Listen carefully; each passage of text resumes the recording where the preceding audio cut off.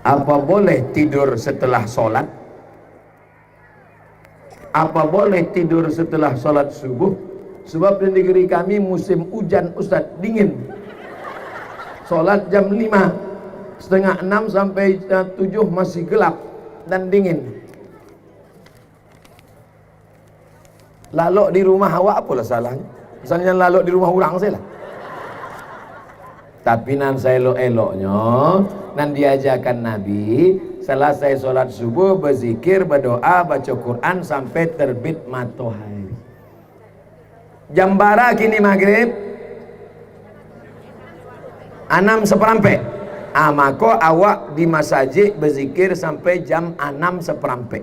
Mudah caranya. Beko kalau maghribnya 6:30 maka di masjid juga sampai jam 6:30. Kalau maghribnya kini jam 6:15 maka di masjid subuh sampai jam 6:15 solat isyraq. Habis duduk di masjid berzikir, baca Quran, berdoa, berzikir, baca Quran, berdoa, tasbih 1000, alhamdulillah 1000, Allahu Akbar 1000, istighfar 1000, salawat 1000, baca Quran, baca Yasin. 6:15 usolli sunnatal isyraq rakaat ini lillahi ta'ala, baru pulang ke rumah. Itu yang paling rancak. Tapi kalau ada orang habis sholat subuh laloknya ndak ba'a. Cuma kecek beberapa dokter, kalau terlalu sering tidur setelah subuh nanti terkena stroke ringan. Keceknya stroke ringan. Nauzubillah. Bagaimana cara mengatasi rasa marah yang terlalu tinggi, Pak Ustadz? Kalau marah sedang berdiri, duduk. Kalau marah sedang duduk, baring.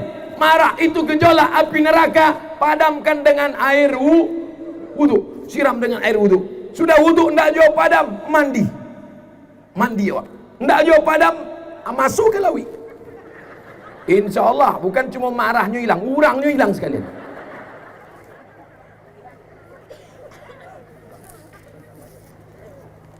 Di lingkungan kami sangat memandang orang yang memakai cadar itu orang dianggap sesat dan masih asing. Tolong jelaskan Pak Ustadz. Istri Nabi Muhammad pakai cadar. Jadi kalau ada orang mengatakan orang pakai cadar sesat, berarti istri Nabi Muhammad ndak ambungnya begitu. Labiah 20 hadis menyebut di zaman sahabat Nabi mereka pakai cadar, tapi Nabi membolehkan yang wajahnya nampak. Oleh sebab itu cadar adalah ajaran Islam. Mengejek cadar berarti mengejek ajaran. Yang bercadar silakan, yang tak bercadar boleh. Yang bercadar jangan ejek yang tak bercadar, yang tak bercadar jangan ejek yang bercadar. Sebab kalau yang bercadar mengejek yang tak bercadar, yang tak bercadar mengejek yang bercadar, yang nan galak nan indak bakain.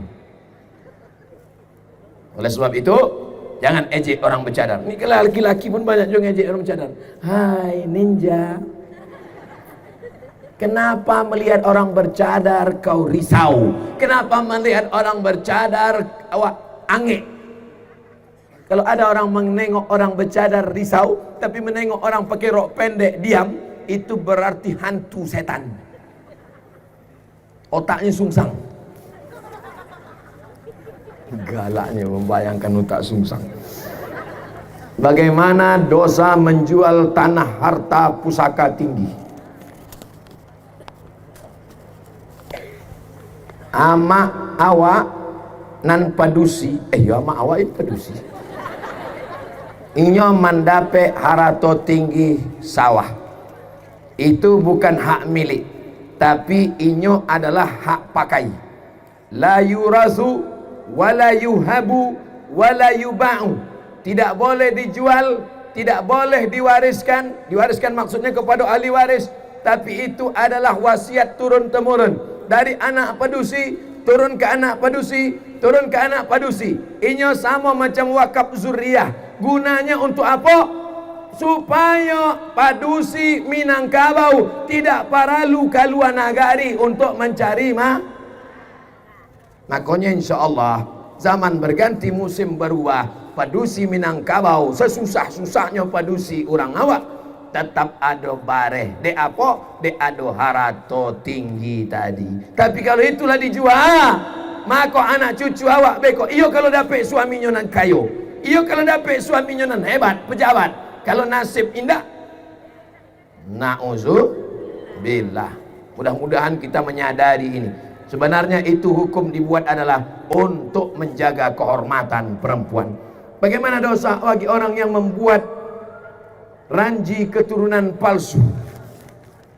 Man nusiba ila ghairi abihi, siapa nan dinasabkan bukan kepada nasab bapaknya, makanya dilaknat Allah Subhanahu wa taala.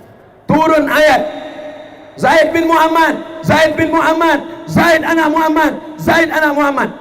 Turun ayat, ud'uhum li abaihim, panggil mereka menurut nasab bapaknya. Karena Zaid bukan anak Muhammad, diganti dengan nasab bapaknya Zaid bin Harisah. Maka jangan membuat nasab keturunan pal. Kertas terakhir, basawa abi karatehiko, awak sama-sama membaca doa. Bolehkah masjid itu diwariskan? Masjid tanah wakaf. Tanah wakaf tidak diwariskan, tidak dijual, tidak dihibahkan. La yurasu, tak diwariskan.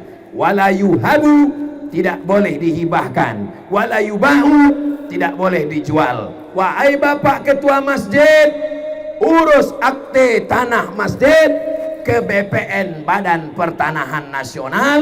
Nanti di Badan Pertanahan Nasional ada pemilik nazir masjid. Kalau tidak, nanti tanah itu akan dituntut oleh ahli-ahli waris. Alhamdulillah itu sudah diatur oleh Negara Kesatuan Republik Indonesia. Amin ya rabbal alamin. Ala hazihin niyah al-fatihah. A'udzubillahi minasyaitonir rajim. Bismillahirrahmanirrahim. Alhamdulillahi rabbil alamin. Arrahmanir rahim. Maliki yaumiddin. Iyyaka na'budu wa iyyaka nasta'in. Ihdinas siratal mustaqim. Siratal ladzina an'amta 'alaihim ghairil maghdubi 'alaihim waladdallin. Amin.